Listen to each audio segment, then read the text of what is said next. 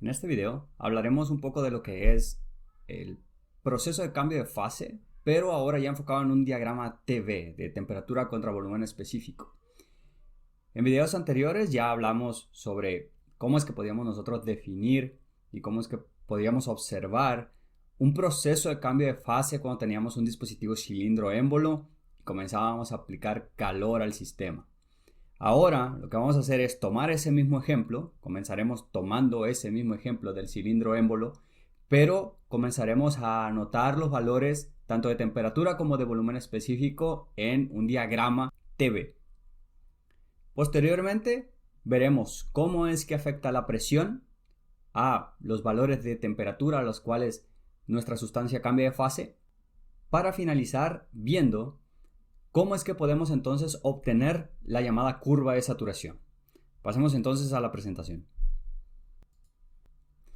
Muy bien, el objetivo entonces es ver cómo es que nosotros podemos obtener esta curva que tenemos aquí a partir de lo que vimos anteriormente, que era el dispositivo cilindro émbolo, en el cual yo comenzaba teniendo agua líquida a 20 grados centígrados y una atmósfera de presión.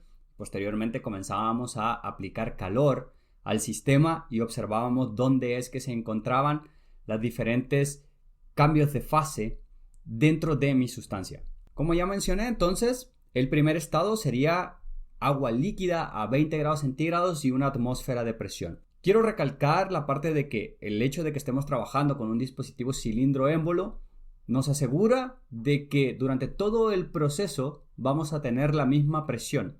En este caso será presión de una atmósfera.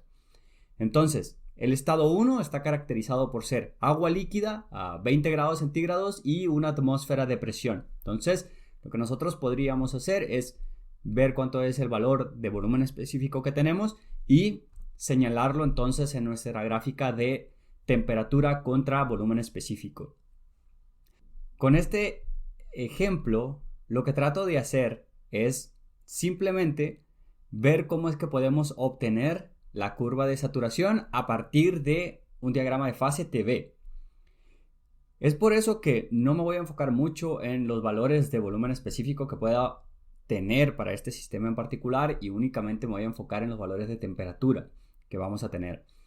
Sin embargo, obviamente, conforme vayamos avanzando en los diferentes videos y vayamos solucionando problemas, entonces ya se vuelve importante conocer realmente cuánto es el valor del volumen específico que vamos teniendo para cada uno de los estados por los cuales pasa nuestro sistema. Posteriormente, ya que hemos definido el estado 1 como un estado en el cual tengo una presión de una atmósfera, tengo una temperatura de 20 grados centígrados y determinado cierto valor de volumen específico, entonces comienzo a aplicar calor. Ese calor entonces nos lleva directamente hasta el estado 2. Continuamos entonces aplicando calor y llegamos al punto en el cual nuestro sistema sigue siendo agua líquida, pero ahora se encuentra a 100 grados centígrados, continúa siendo una atmósfera de presión y durante todo el proceso seguirá siendo una atmósfera de presión. ¿Qué es lo que hemos observado? Bueno, observamos un pequeño aumento en el volumen específico del sistema y también observamos, obviamente, un aumento en la temperatura hasta llegar a los 100 grados centígrados. Si nosotros continuamos aplicando calor al sistema, lo que podemos observar es que esa agua líquida que yo tenía se comienza a evaporar y en cierto punto me detengo y observo que tengo una mezcla entre una fase líquida y una fase de vapor, una fase gaseosa.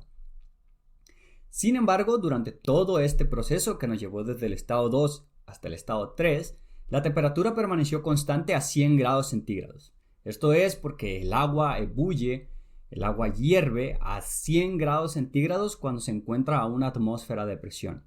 Entonces, esto lo que ocasiona es el agua comienza a evaporarse, comienza a cambiar de fase y tengo lo que le denominamos vapor húmedo o mezcla saturada líquido-vapor, que es básicamente tener las dos fases dentro de mi sistema. No importa realmente cuál es el porcentaje de uno u de otro, siempre y cuando se encuentren las dos presentes. Cuando tenemos esas dos presentes, entonces tenemos una mezcla saturada de líquido-vapor. Continuamos aplicando calor al sistema y lo que observamos es que llegamos hasta un estado cuando la última gota de líquido se ha evaporado. En ese punto, la temperatura sigue siendo 100 grados centígrados. Obviamente, todo el trayecto desde el estado 2 hasta el estado 4 va acompañado por un aumento en el volumen específico, debido a que tenemos un cambio de fase de líquido a vapor, de líquido a gas. Entonces, el vapor ocupa mucho más espacio que el agua líquida, dado que el émbolo está libre para poder asegurarnos de que durante todo el proceso tengamos una atmósfera de presión. Entonces comienza a aumentar el volumen y de 2 a 4 lo que podemos observar es un aumento considerable en el volumen específico del sistema, pero una temperatura constante de 100 grados centígrados y la presión continúa siendo de una atmósfera. Seguimos aplicando calor al sistema, dado que ya toda nuestra agua líquida pasó al estado de vapor. Entonces ya no tenemos la restricción de cambio de fase, es decir, el vapor entonces puede continuar expandiéndose, pero al mismo tiempo comienza ahora sí a ganar temperatura, comienza a elevar su temperatura por encima de los 100 grados centígrados y para este ejemplo entonces nos detenemos o establecemos el estado 5 como cuando nosotros tenemos 300 grados centígrados, una atmósfera de presión y cierto valor de volumen específico que por el momento no nos interesa. Entonces, algo que hay que tomar en cuenta de esta gráfica, de este diagrama de temperatura contra volumen específico, es que todo lo que nosotros hemos hecho hasta ahora en estas líneas que se ven aquí es para una atmósfera de presión. Otra cosa importante es establecer que yo tengo zonas y tengo puntos que delimitan esas zonas. ¿A qué me refiero con esto? El líquido comprimido o líquido subenfriado es una zona. El líquido sigue siendo un líquido comprimido cuando yo voy desde el estado 1 hasta el estado 2. La mezcla saturada de líquido vapor o vapor húmedo es una zona que va desde el estado 2 hasta el estado 4. En cualquier lugar en el que yo me detenga, entonces tendré una mezcla saturada de líquido vapor o vapor húmedo.